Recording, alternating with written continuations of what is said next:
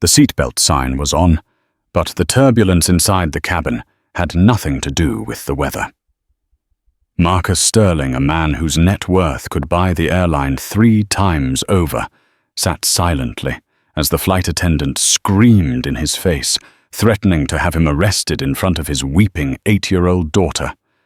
She thought he was a nobody who had snuck into first class.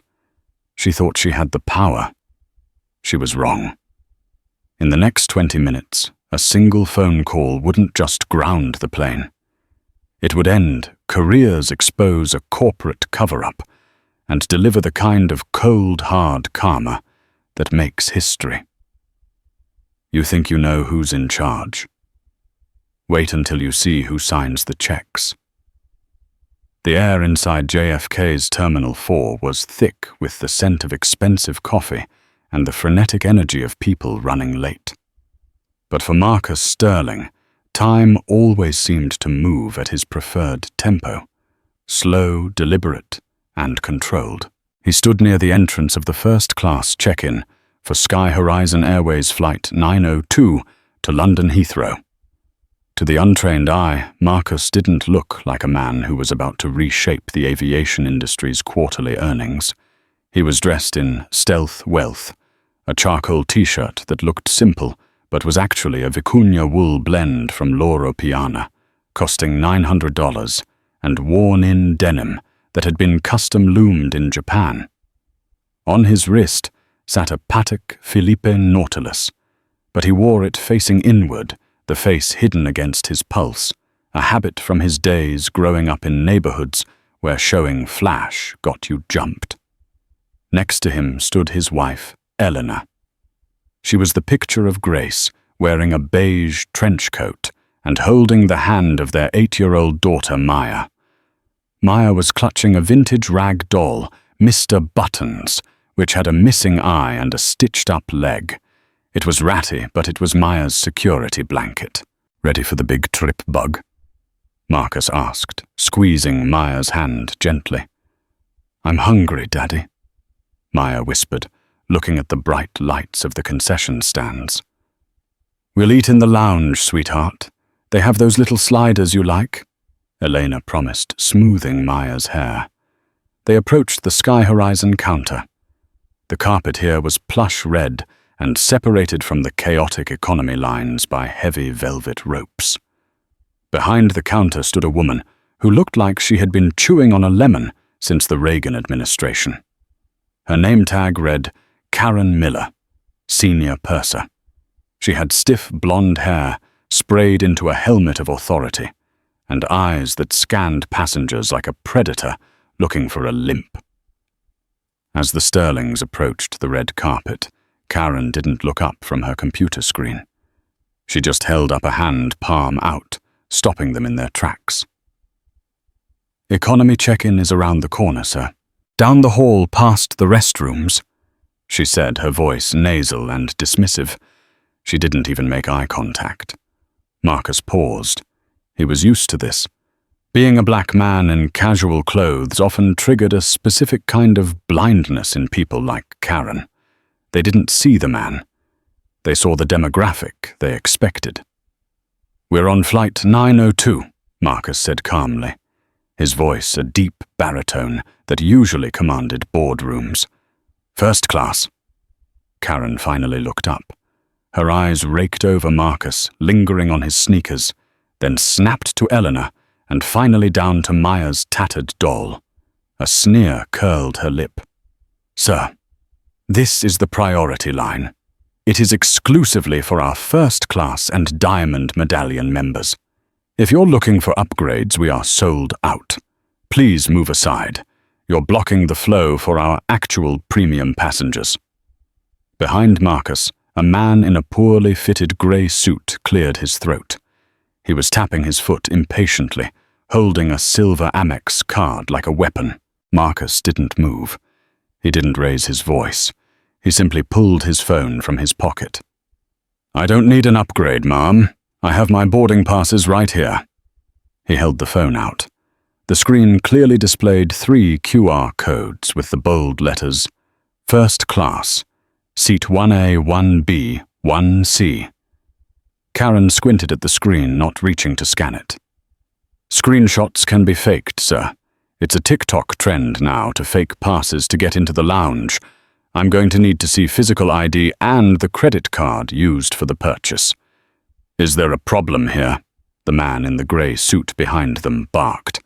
Some of us have meetings in London, buddy. Just doing a security verification, Mr. Henderson. Karen said, her voice suddenly dripping with honey as she addressed the man behind Marcus. She recognized him, a frequent flyer, mid-level management type, who tipped poorly, but loved to be called sir. She turned back to Marcus, her face hardening instantly. IDs. Now! Eleanor stepped forward, her patience thinning. We are traveling with a child. Is it necessary to hold up the line when you have a scanner right there? I decide what is necessary for the safety and integrity of this cabin, ma'am, Karen snapped. If you can't produce the card, I'm calling security. Marcus sighed. He reached into his back pocket and pulled out a slim, matte black card wallet. He didn't produce a standard credit card. He slid out a heavy titanium card. It wasn't the Amex Centurion. It was something rarer, the JP Morgan Reserve card. But this one had a specific laser etching on the corner that only banking elites recognized. He placed it on the counter with a metallic clack. Verify it, Marcus said. Karen snatched the card, looking for a reason to decline it. She typed furiously into her terminal. She frowned. She typed again. The system wasn't just accepting it. It was flashing a notification she had never seen before. VIP status. Board immediately. Do not delay. She stared at the screen. Her brain couldn't reconcile the man in the t-shirt with the code flashing on her monitor. Instead of apologizing, her ego doubled down. She assumed it was a system error. The system is acting up. She lied, tossing the card back onto the counter rather than handing it to him. It's flagging this as a potential fraud alert, but I'm going to override it just to get the line moving. But let me warn you, sir. Once you get to the gate, if the gate agent scans this and it beeps red, you will be escorted out of the airport. Do you understand? I understand that you're making a mistake, Marcus said, taking his card back. Move along. She waved him off, already turning her blinding smile to Mr. Henderson behind them. Mr. Henderson, so good to see you again. Seat 2A is ready for you. Marcus took Elena's hand and walked toward security. Marcus, Elena whispered as they cleared the TSA pre-check lane. She's going to be on the flight. I saw her badge. She's the senior purser. I know, Marcus said, his jaw tight. Are you going to make the call? Elena asked.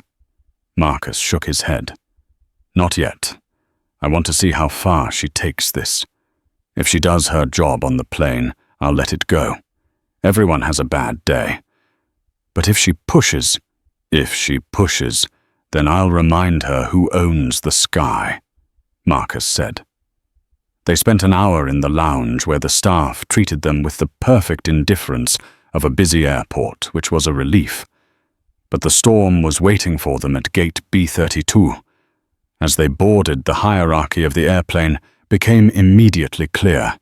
The Boeing 737 was a beast of a machine, and the first-class cabin was designed for ultimate luxury. Private suites with sliding doors, lie-flat beds, and champagne waiting on the consoles. Marcus, Elena, and Maya were the first to board. As they stepped onto the plane, the smell of recycled air and expensive leather hit them. And there she was. Karen Miller was standing at the galley entrance, arranging a tray of crystal flutes. When she saw Marcus enter, she dropped a napkin. Her eyes went wide, then narrowed into slits of pure malice. She had clearly expected the gate agent to catch the fraud. You actually made it past the gate, she muttered loud enough for them to hear. Good morning to you too, Marcus said, guiding Maya to seat 1A. "Hold on."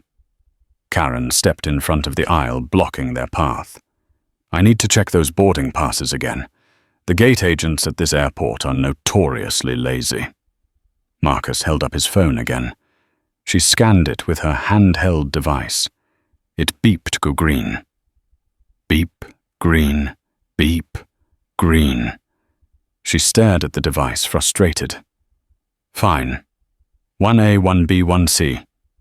But let me be clear. These overhead bins are for luggage, not trash."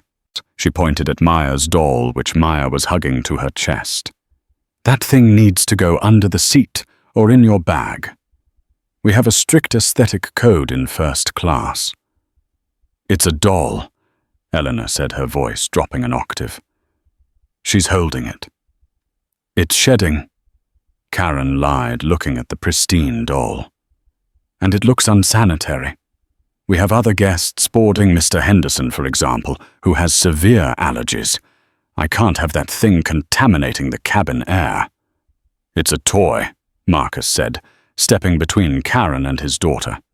"It stays with her." Karen puffed up her chest. "Sir, you are on my aircraft. When the doors close, I am the authority here, second only to the captain.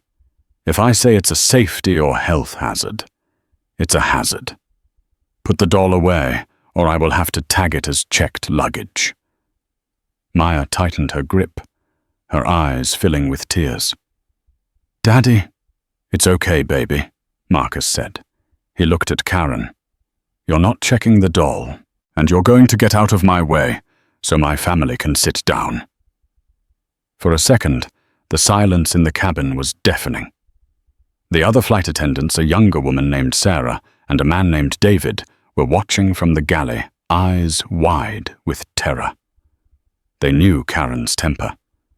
They also knew that treating passengers this way was against every protocol in the manual.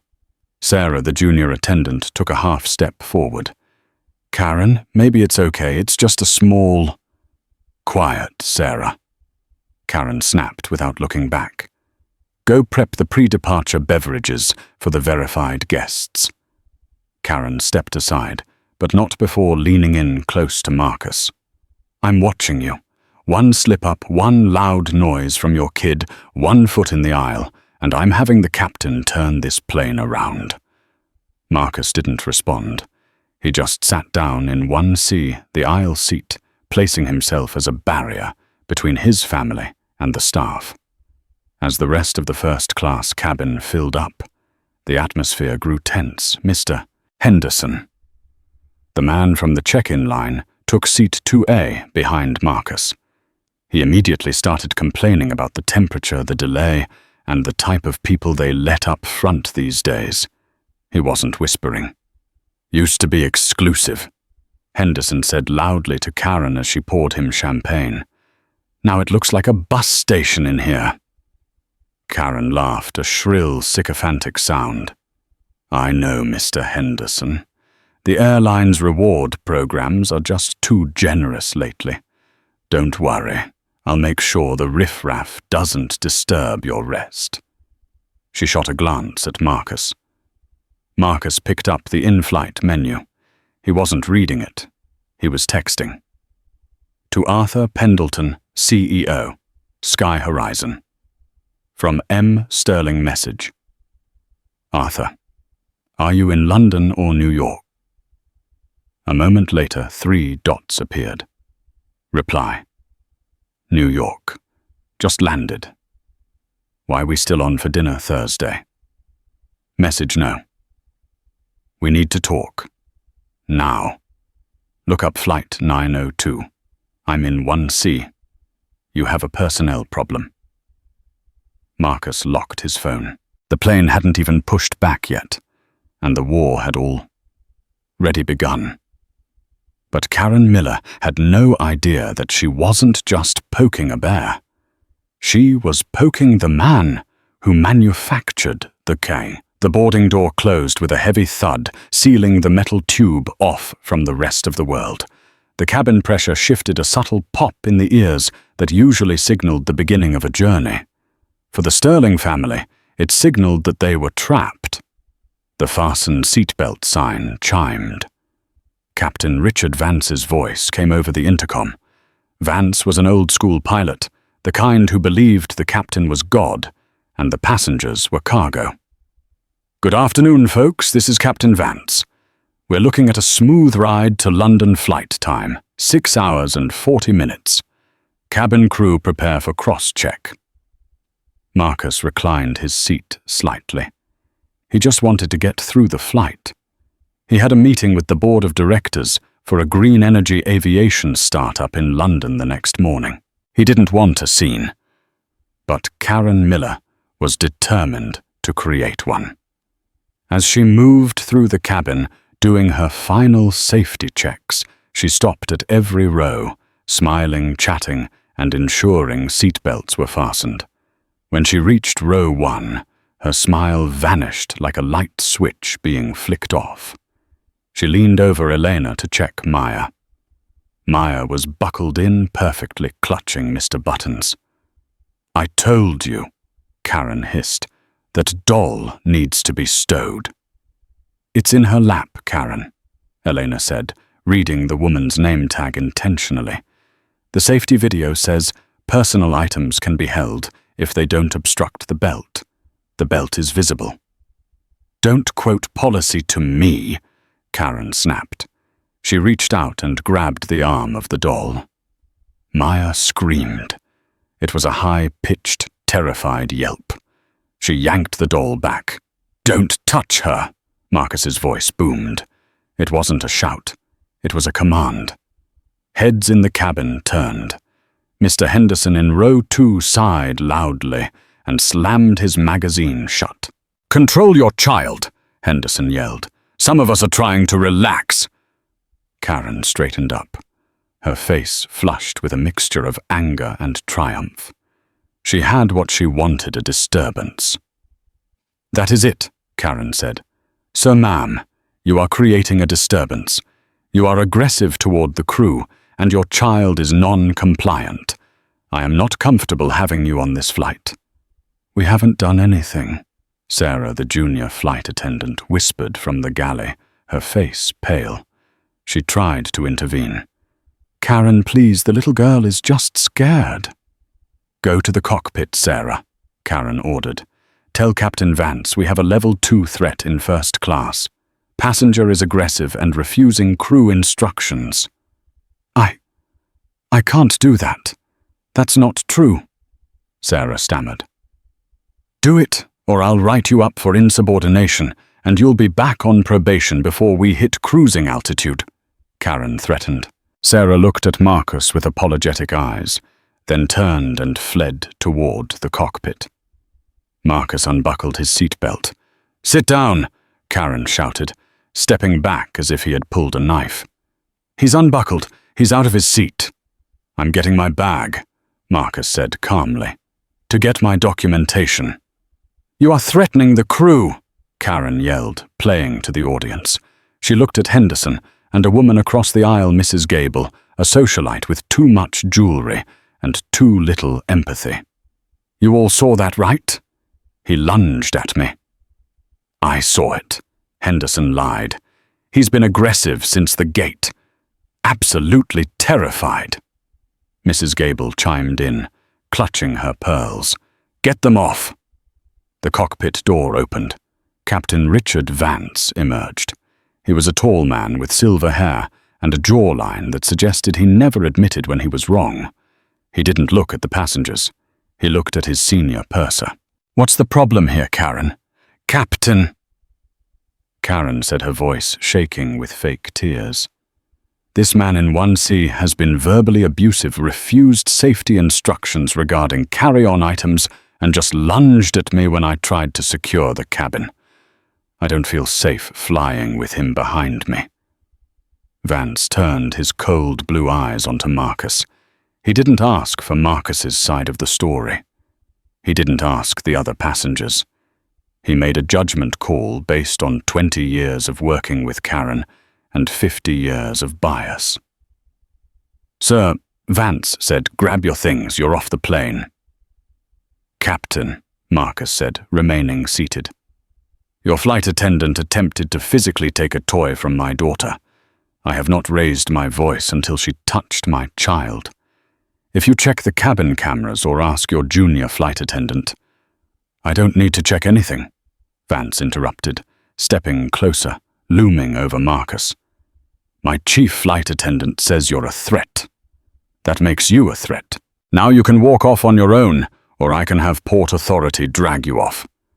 And trust me, if the police come on board, you're not just missing your flight. You're going to jail."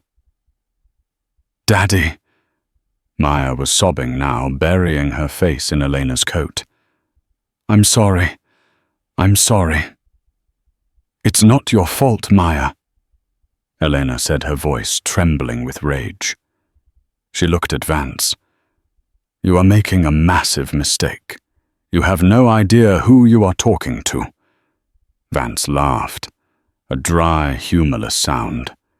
"Lady, I don't care if he's the King of England. On this plane, I'm the law. Now get off." Marcus looked at Vance. Then he looked at Karen, who was smirking, arms crossed. "Okay," Marcus said softly. "We'll get off." He stood up. He reached into the overhead bin and pulled down his leather weekender bag.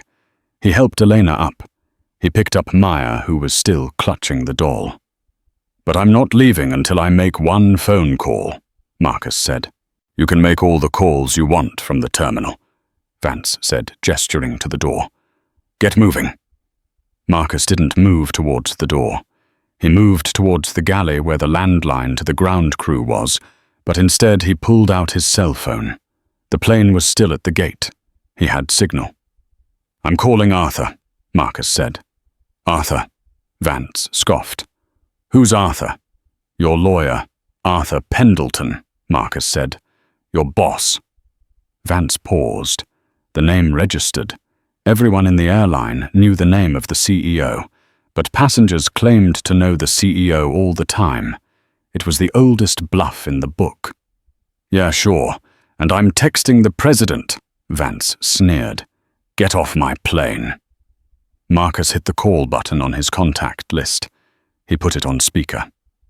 The phone rang once, twice. Then a voice filled the silent first-class cabin. A voice that sounded confused and concerned. "Marcus, I got your text. What's going on? Why is the system showing Flight 902 as delayed? Captain's discretion." The color drained from Captain Vance's face. He knew that voice.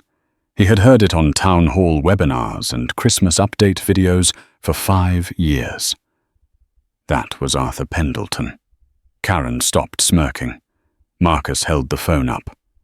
"Arthur, I'm currently being kicked off Flight 902 by Captain Vance and Senior Purser Miller. Apparently my daughter's doll is a safety hazard, and my existence in first class is a threat to the crew." "What?" Arthur's voice cracked like a whip. "Put the captain on, now." Marcus held the phone out to Vance. "It's for you." Vance stared at the phone as if it were a bomb. His hands were shaking. He looked at Karen, whose mouth was opening and closing like a fish. I don't believe this," Vance stammered. "It's a recording. It's a trick." "Take the phone, Captain," Marcus said, his voice dropping to a terrifyingly low growl. "Or the next call I make is to the board of directors to pull the lease on this aircraft." Vance took the phone. Hello." "Vance." Arthur Pendleton's voice was unmistakable. "This is Arthur Pendleton. I am looking at the passenger manifest right now. I see Marcus Sterling in 1C. Do you have any idea who Marcus Sterling is?" "He's a passenger, sir. A disruptive—" "He is the owner of Sterling Aerospace," Arthur roared. "The company that built the navigation guidance system you are currently staring at in your cockpit. He is also the largest private investor in Sky Horizon's new fleet expansion. He basically owns the plane you are standing in." The silence that followed was absolute. Mr. Henderson in row 2 stopped chewing his gum. Mrs. Gable lowered her phone. Karen Miller backed up until she hit the galley wall. "Vance," Arthur continued, his voice deadly calm now. "Why is my business partner being escorted off my airplane?" Vance swallowed hard. His throat clicked. "Sir, I was informed by the purser that—" "I don't care what you were informed," Arthur shouted. "Here is what is going to happen. You are going to apologize. Then you are going to ask Mr. Sterling what he wants to do. If he wants to fly, you fly him. If he wants you off the plane, you get off the plane. Do you understand?" "Yes, sir," Vance whispered. Vance lowered the phone. He looked at Marcus. The arrogance was gone, replaced by the hollow look of a man watching his pension evaporate. He handed the phone back to Marcus with 2 hands like an offering. "Mr. Sterling," Vance said, his voice trembling. I seem to have been misinformed. There has been a terrible misunderstanding." Marcus took the phone. "Arthur, hang tight. I'm not done." Marcus looked at Karen Miller. She was trembling. Tears were forming in her eyes. Real tears this time. Tears of fear. "It wasn't a misunderstanding," Marcus said, to the cabin, addressing everyone. "It was profiling. It was bullying. And it ends now." He looked at Vance. "I don't want to fly with this crew. I don't feel safe." We can replace the crew," Vance said, desperate to save his job. "I can call reserve." "No," Marcus said. "I don't want to fly with you either, Captain." Marcus put the phone back to his ear. "Arthur, are you still there?" "I'm here, Marcus. I'm so sorry." "I want them gone," Marcus said. "Miller and Vance offered the plane. Now, or I pull my funding for the Q4 expansion project." "Consider it done," Arthur said. "Hand the phone to the gate agent. I'm calling the station manager." Marcus looked at Karen. "You wanted us off. Looks like you're the one leaving." The silence in the first-class cabin was heavy, the kind of silence that usually follows a gunshot. Captain Vance was still holding the phone, his face a mask of disbelief. He looked at the device, then at Marcus, and finally at Karen Miller. Karen was no longer standing tall. She was leaning against the bulkhead, her face pale, clutching a stack of napkins, as if they could staunch the bleeding of her career. "The station manager is on her way," Marcus said, his voice level. "You might want to grab your bags." "You can't do this," Karen whispered, her voice cracking. "Union rules. You can't just remove a crew member because of a passenger complaint. There has to be an investigation. There are protocols." "Arthur Pendleton is the protocol," Marcus replied coldly. Minutes later, the heavy thud of the jet bridge reconnecting echoed through the hull. The cabin door opened, and a woman in a sharp navy blazer stormed in, flanked by 2 Port Authority police officers. This was Linda Vasquez, the JFK station manager for Sky Horizon. She looked like she had run all the way from the terminal. She didn't look at Karen. She didn't look at Captain Vance. She walked straight to seat 1C. "Mr. Sterling," Linda said, breathless. "I am Linda Vasquez. I am mortified. Truly mortified. Mr. Pendleton has briefed me on the situation." "Thank you, Linda," Marcus said, not rising from his seat. "I assume you have the replacements ready." "We have a reserve crew from a cancelled flight to Paris available immediately. They are at the gate now," Linda said. She turned slowly to face Captain Vance and Karen. Her expression shifted from deferential to icy. "Captain Vance, Purser Miller, you are relieved of duty effectively immediately," Linda announced. "Please collect your personal effects and vacate the aircraft. "Linda, listen to me," Vance pleaded, stepping forward, trying to use his height to intimidate her as he had done to so many gate agents before. "This man is a security threat. He threatened the crew.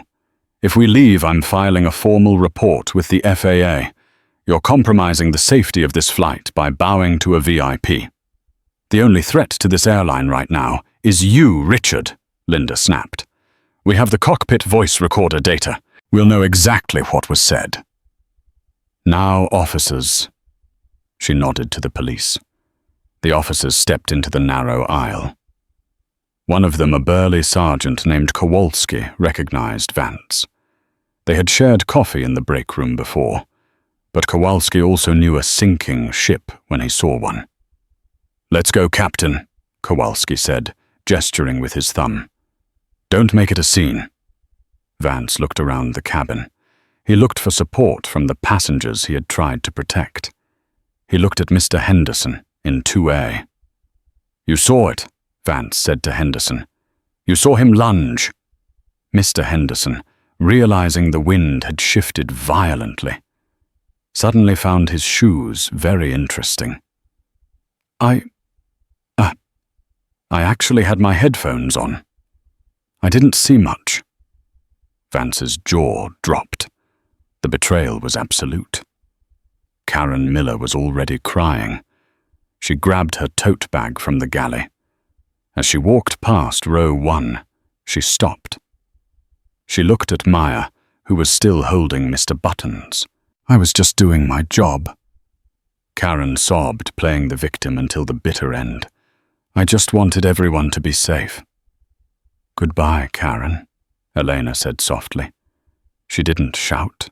She didn't gloat. She just dismissed her. The walk of shame was excruciating. Vance and Miller had to walk back up the aisle past the economy passengers who were craning their necks to see what was holding up the flight. Rumors rippled through the back of the plane. Someone got arrested. Was it a terrorist? No, it was the pilot. As Vance stepped off the plane, stripped of his authority, the reality hit him. He wasn't just losing a flight. He was losing his pension. He was losing his identity.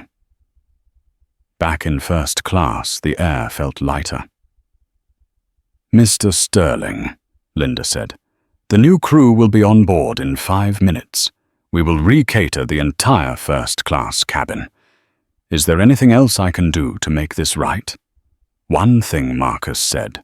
He pointed to the galley where Sarah, the junior flight attendant, was standing. She was shaking, terrified that she was about to be fired, too. "Her," Marcus said. Sarah flinched. "Me." "She tried to stop them," Marcus told Linda. "She told the truth. She wanted to help my daughter. I want her to be the senior purser for this flight." Linda looked at Sarah. Sarah was young, likely only a few years out of training. She wasn't qualified for the purser role on paper. "Mr. Sterling, she doesn't have the seniority rank," Linda started. "Make it happen," Marcus said. "Or I call Arthur back." Linda swallowed. She looked at Sarah. "Congratulations, Sarah. You're in charge of the cabin. I'll send the reserve crew to support you." Sarah's eyes went wide. She looked at Marcus, tears welling up not of fear, but of gratitude. "Thank you, sir. I won't let you down." "I know you won't." Marcus smiled. "Now can we please get some apple juice for Maya? She's had a rough morning." "Coming right up, Mr. Sterling," Sarah beamed. As the door closed again, and the new captain, a woman named Captain Halloway, who radiated professional calm, announced their departure, the atmosphere in first class shifted entirely. But the drama wasn't over. It was just changing venues. Mr. Henderson, realizing he was sitting behind a man who could fire the CEO, leaned forward. "Mr. Sterling, is it? I just want to apologize for earlier. I was just stressed about the meeting. You know how it is." Marcus turned in his seat. He looked Henderson in the eye. "Mr. Henderson," Marcus said pleasantly, "I don't know who you work for, but I have a very good memory, and I remember you shouting at my 8-year-old daughter." Henderson paled. "Enjoy the flight," Marcus said, turning back around. Henderson didn't speak for the remaining 6 hours. The flight to London was smooth, the kind of flight that feels suspended in time. The service under Sarah's leadership was flawless. She didn't just serve, she anticipated. She treated Maya like a princess, bringing her extra cookies and even fashioning a small bed for Mr. Buttons out of a linen napkin. But while the cabin was peaceful, the world below was catching fire. Midway over the Atlantic, Marcus connected to the in-flight Wi-Fi. He had intended to work, but his phone exploded with notifications as soon as the connection was established. He opened Twitter X. Trending number 1, Sky Horizon Sexism. Trending number 2, Start Flight 902. Trending number 3, Marcus Sterling. Marcus frowned. He hadn't posted anything. He clicked on the top hashtag. There was a video. It wasn't filmed by Eleanor. It had been filmed by a teenager in row 3, seat 3A. The angle was perfect. It showed Karen Miller grabbing the doll. It showed Maya screaming. It captured Marcus's calm demeanor and Karen's screeching hysteria. But the pièce de résistance was the second video uploaded 10 minutes later. It captured Captain Vance coming out pointing his finger and arrogantly telling Marcus, "I don't care if he's the King of England." The caption read, "Sky Horizon Captain and Karen crew member try to kick off black billionaire Marcus Sterling for low. Holding a doll. Wait for the ending when the CEO calls." The view count was climbing vertically. 2 million views, 4 million views. Marcus scrolled through the comments. @Aviation Geek. Did that captain really just talk to the guy who built the navigation system for the plane like that Vance is cooked? @Justice. Now. The way she grabbed that child, that's assault. Sky Horizon needs to answer for this. @Tech Insider. Marcus Sterling is literally the calmest CEO in tech. If you made him mad, you messed up bad. Marcus tapped Elena on the shoulder and showed her the phone. "Did you know someone was filming Tuato?" he asked. "I hoped so," Elena whispered, scrolling through the comments. "Look at this one." She pointed to a tweet from Sky Horizon's official account, posted 3 minutes ago. Sky Horizon Airways official. "We are aware of the incident on Flight 902. We have zero tolerance for discrimination. The crew members involved have been removed from duty pending an investigation. We apologize to the Sterling family." Investigation. Marcus scoffed. Corporate speak for, "We're waiting to see if the internet forgets." "They won't forget this," Elena said. "Not with what I found." "What did you find?" Elena pulled up her iPad. She had been doing some digging on the in-flight Wi-Fi. "I looked up Karen Miller. She's active on a crew forum called The Galley. It's a private Facebook group, but I have a dummy account." She turned the screen to him. There were screenshots of posts made by Karen Miller going back years. Post from 2019. "Another urban family in first class today using points. Ooh, had to check their bags just to teach them a lesson." The post from 2021. "Captain Vance and I have a code word for those people. If I say we have a VIP, he knows to turn up the cabin heat until they complain. Works every time." Marcus felt a cold rage settle in his stomach. This wasn't a bad day. This was a system. Vance and Miller were predators who had been doing this for years, likely to people who didn't have a direct line to the CEO. "Save everything," Marcus said. "Screenshots, dates, everything." Way ahead of you, Elena said. When we land, Marcus said, looking out the window at the dark ocean below. We aren't just going to a meeting. We're going to war. The rest of the flight passed in a blur of strategy. Marcus wasn't working on his green energy presentation anymore. He was drafting a press release. He was emailing his legal team. When the plane began its descent into Heathrow, the mood in the cabin changed again. The passengers, most of whom had now connected to Wi-Fi and seen the viral storm, were looking at Marcus with a mix of awe and terror. They realized they were witnessing history. Mr. Henderson in particular looked like he was about to vomit. He knew he was the man in the grey suit, mentioned in the comments, the one who supported the racist crew. He wasn't named yet, but it was only a matter of time.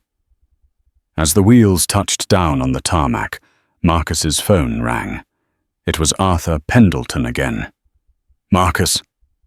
Arthur sounded exhausted. It's everywhere. CNN just picked it up. BBC is asking for a statement. Good, Marcus said.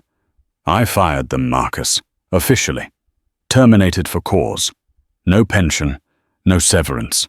Vance and Miller are done. That's a start, Arthur, Marcus said, unbuckling his seatbelt. But it's not enough.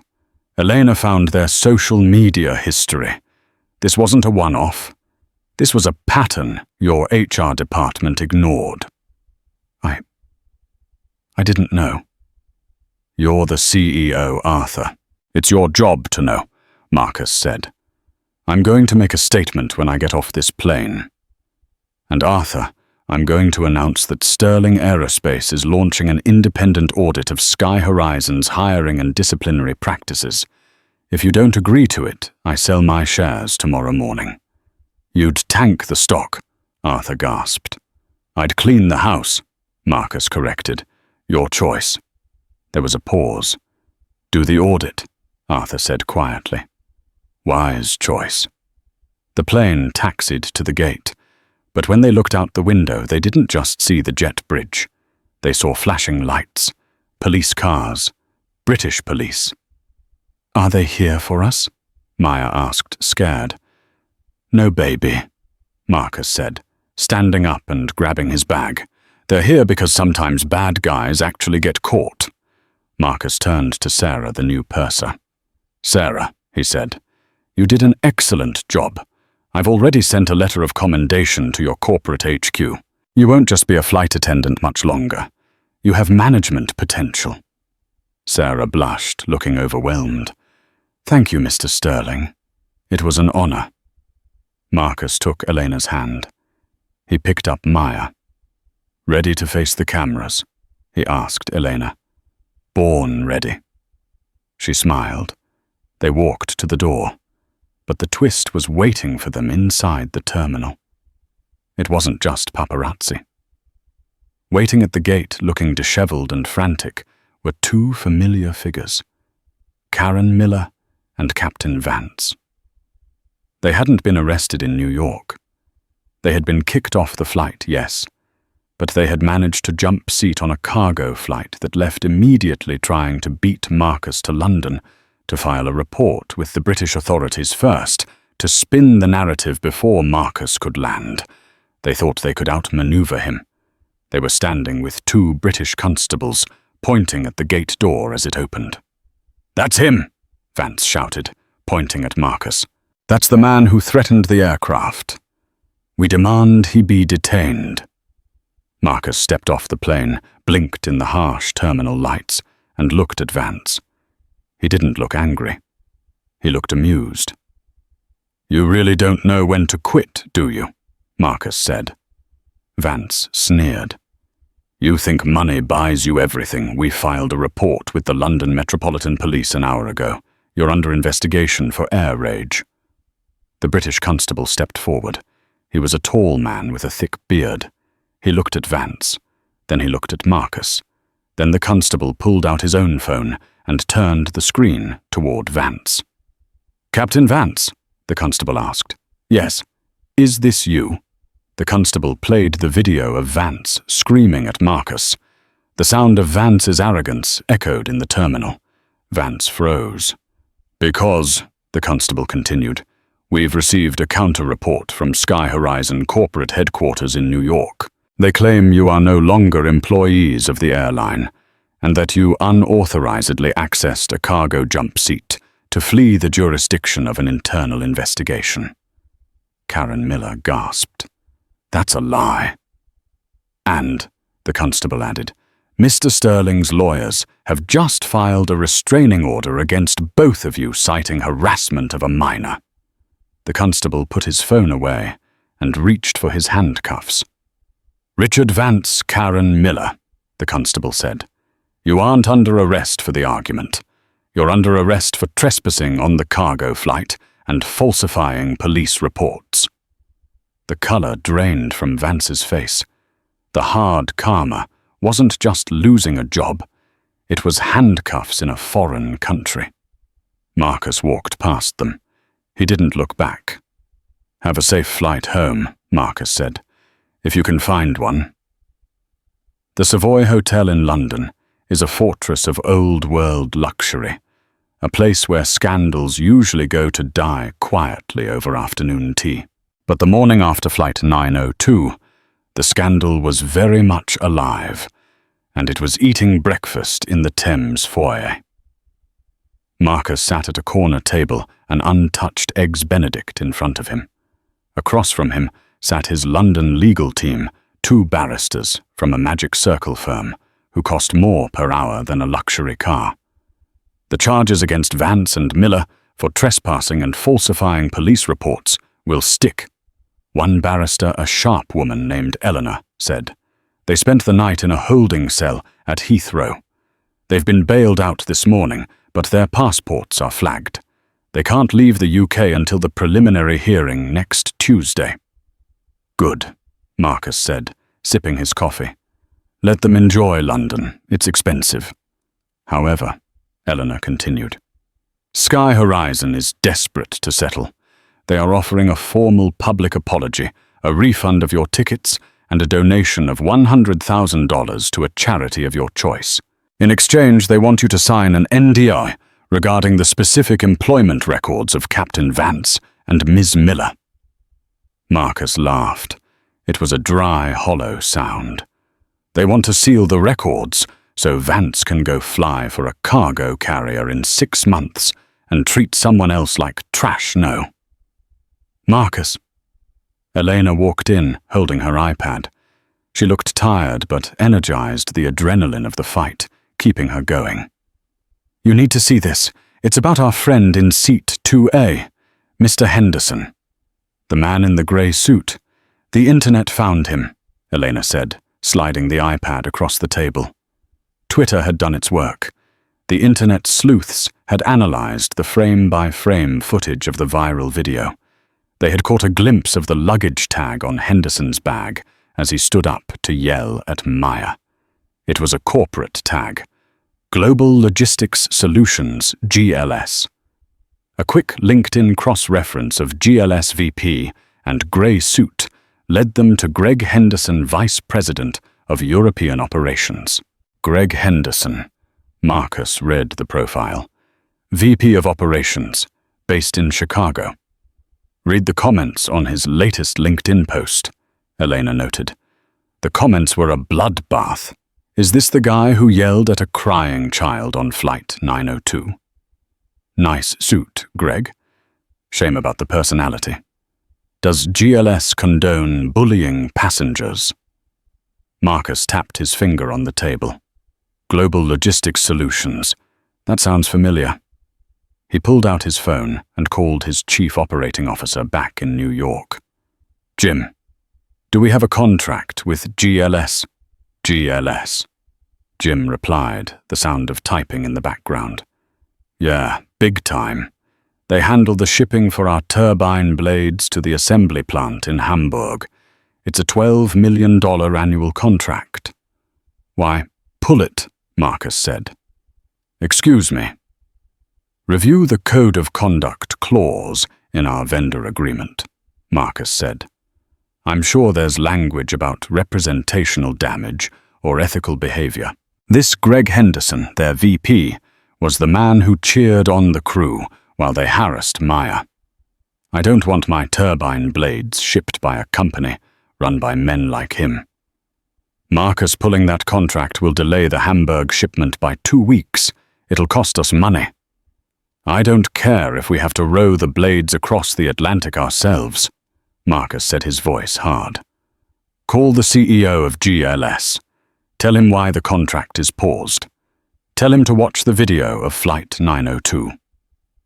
Done, Jim said. Marcus hung up. He looked at his lawyers. No NDA for Sky Horizon. In fact, tell them I'm holding a press conference at 2:00 p.m.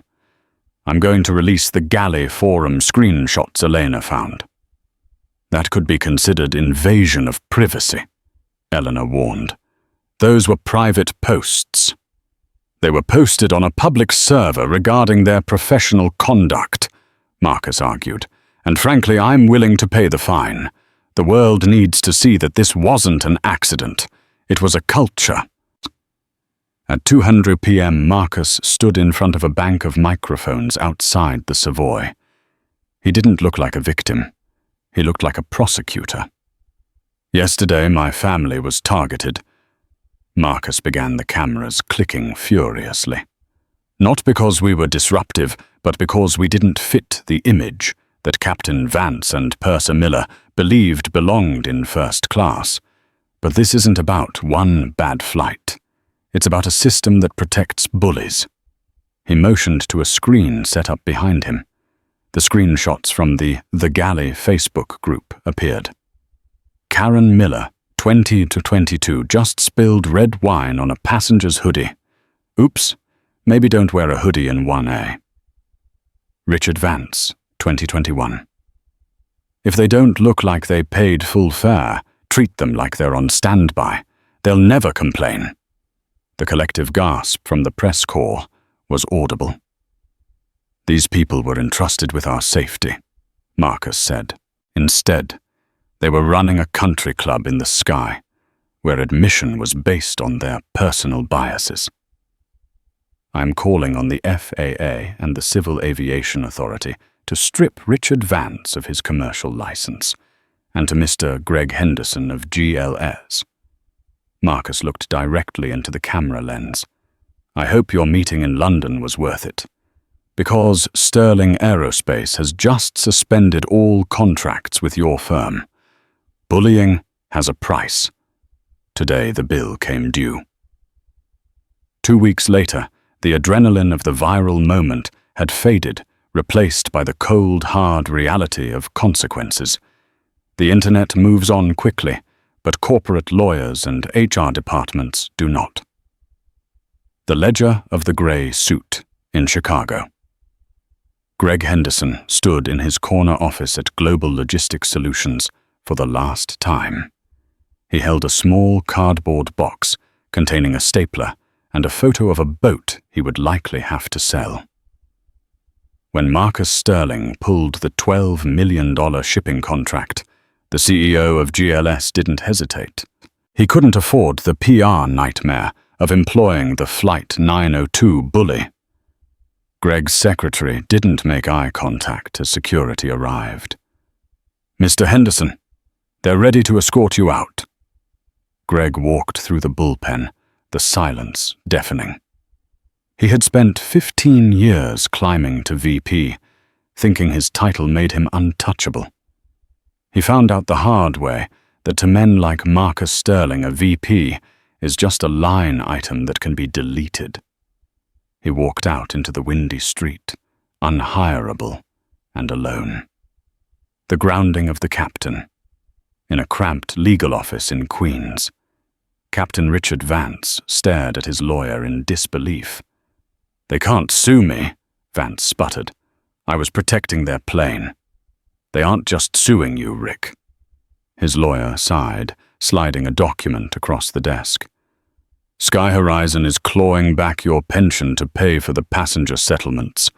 The audit Marcus triggered found 3 other incidents of you removing minorities without cause. It's a pattern. Vance slumped back.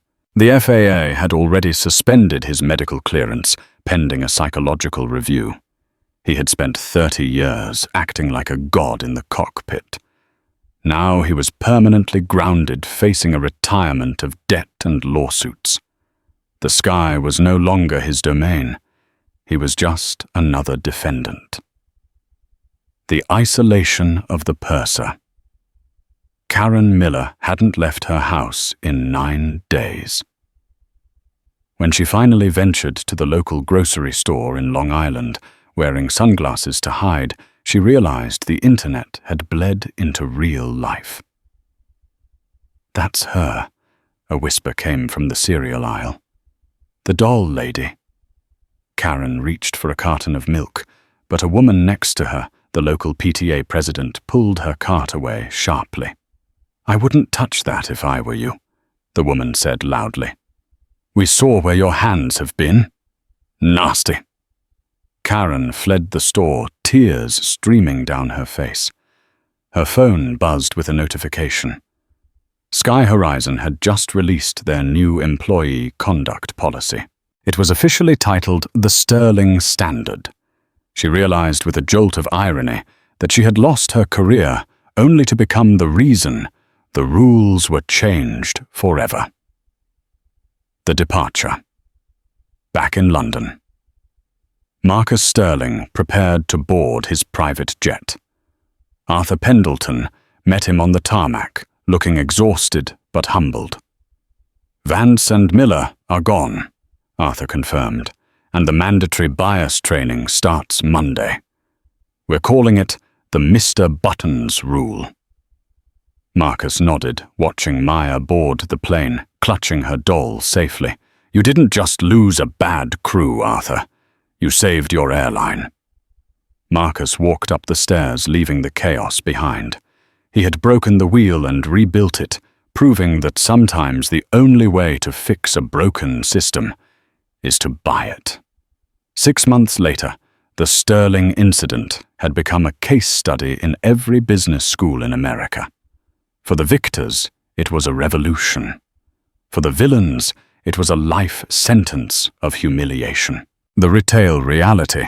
In a fluorescent-lit discount store in Queens, Karen Miller stood behind the return counter, wearing a vest 2 sizes too big. She wasn't pouring champagne anymore. She was arguing over receipts for used toasters. As she scanned a coupon, she looked up at the TV screen in the break room.